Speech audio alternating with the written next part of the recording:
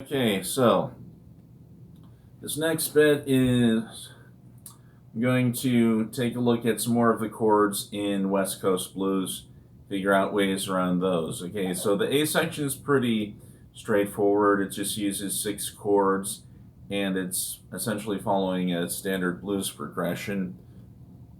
So it's just the typical chords you'd expect in a blues progression with a few others added to kind of fill in the gaps. Okay, the B section, on the other hand, starts out just like the A section, but then it starts getting a bit experimental, so we're going to go through that really quickly. So you've got B flat 7, a couple measures of that,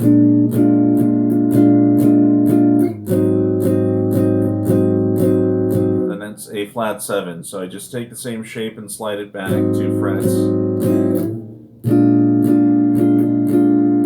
Flat 7, and then I go to B minor 7, then you go to E7, then slide down to E flat 7. 2, 3, and 1, 2, 3. Now E minor 7, okay, which is changing from E flat 7 to E flat minor 7, excuse me. I said E minor 7, I meant E flat minor 7, excuse me.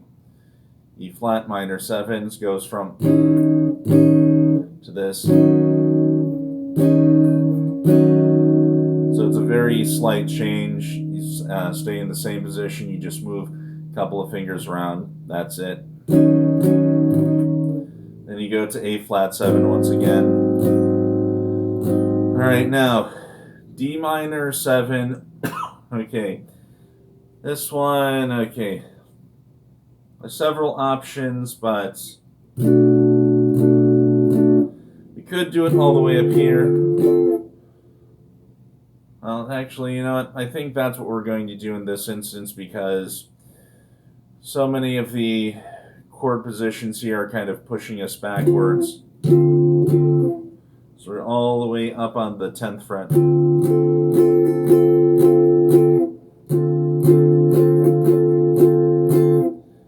Now we use that same shape that we use with the E flat 7s, the E7 and the F7. That's we slide it up so that we're in 10th position and we're reaching to the 8th position and we're reaching the 10th fret. We've got G7.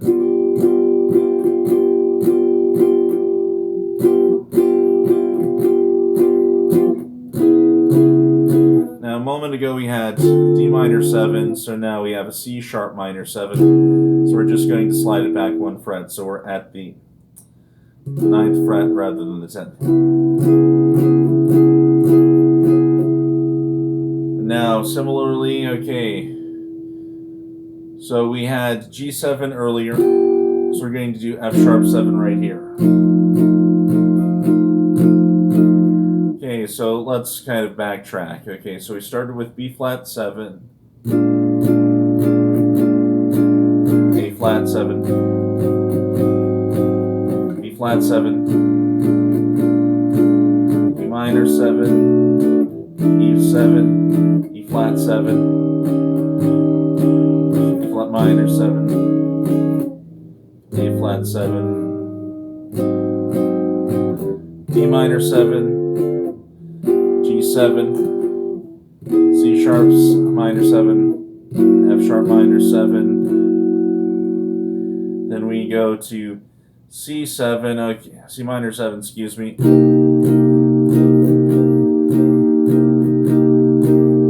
Same F7 as earlier.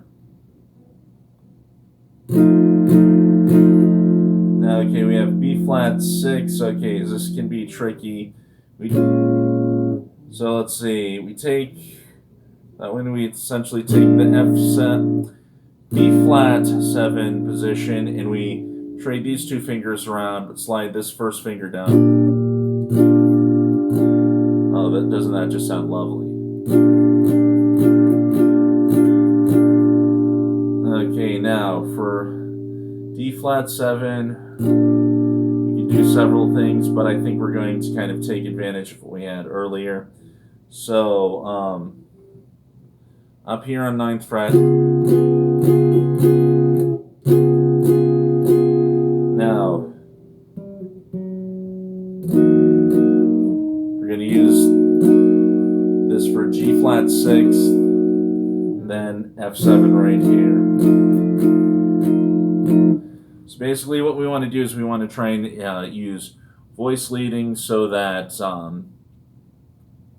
the chords don't sound too random around each other. Like if there are a couple of chords that are kind of playing off of each other, we want to keep them in kind of a similar range. We don't want to have, like, I don't know,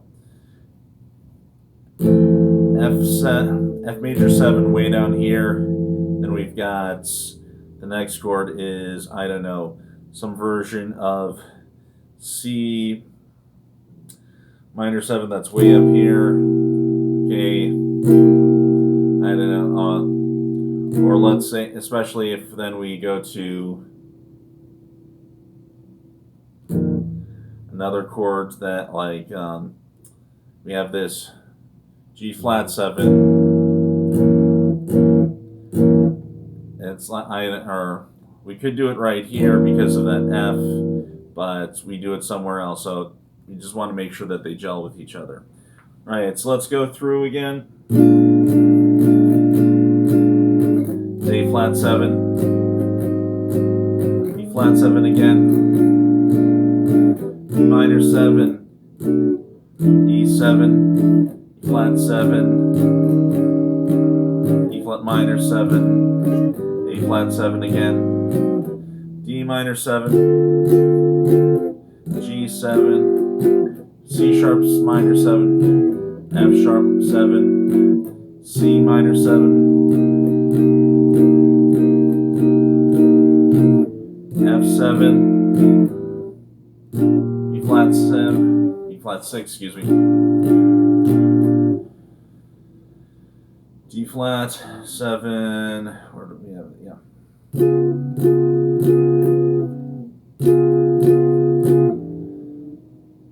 Now we have G flat 6, and then, or excuse me, it was a little bit too high. F7. All right, yeah. All right, so that's our B section. Okay, now let's take a look at the coda.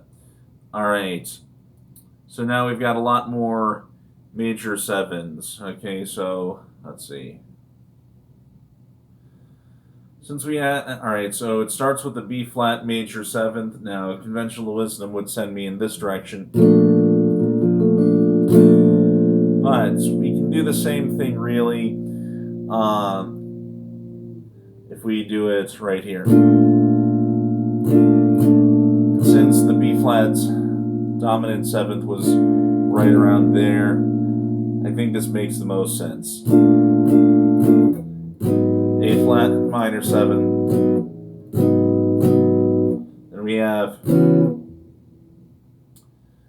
D flat 7. We're going to do this one right here just because it's a little bit closer.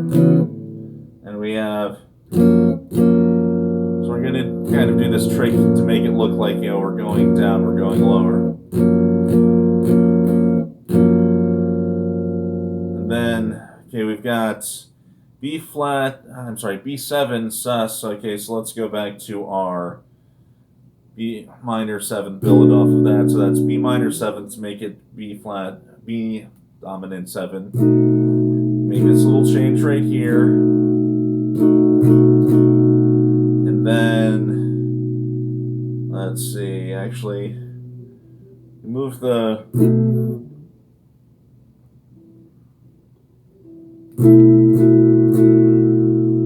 pinky up one more fret yet again to make it that, to replace that 3rd with the 4th. So that's tricky. And then goes to B7, B flat major 7, where we were.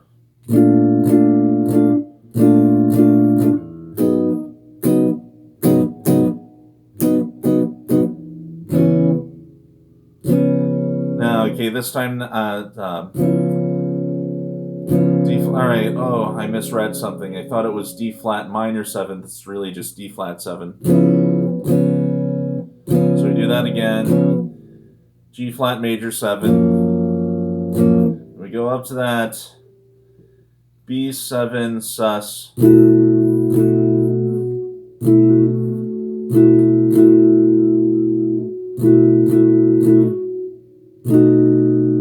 To B flat, to just B7. And we have, okay, B flat 9th. Okay, so how are we?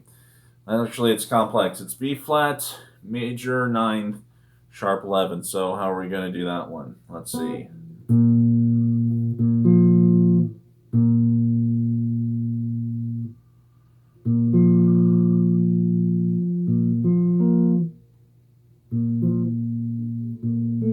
So let's make sure we get that major 7th in there.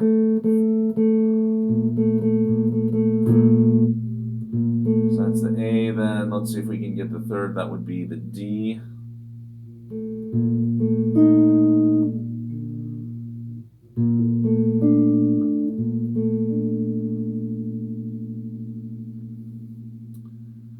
And okay, how are we going to?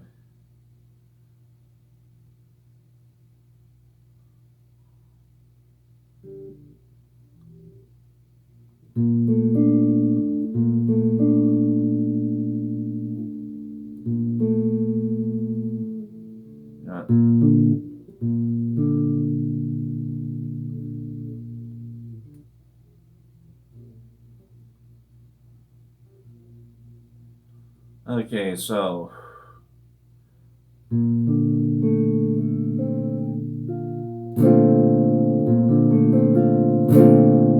we're going to forego the 5th this time, which is, or actually,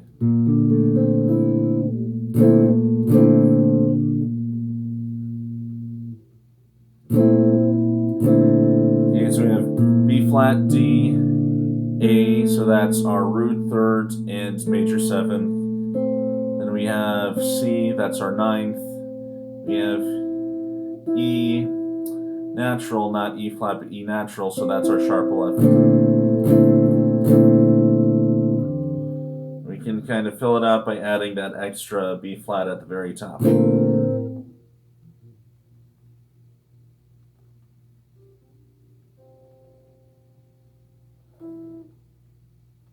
You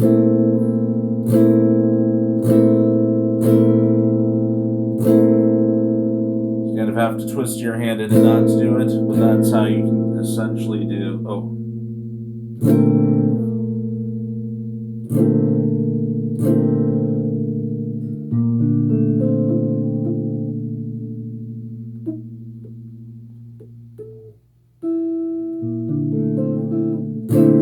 Okay, my finger was slipping, so I'm going to forgo that top B flat, but you can get a melodic instrument like a saxophone or a trumpet to kind of fill it in at the top if you're playing in a jazz band.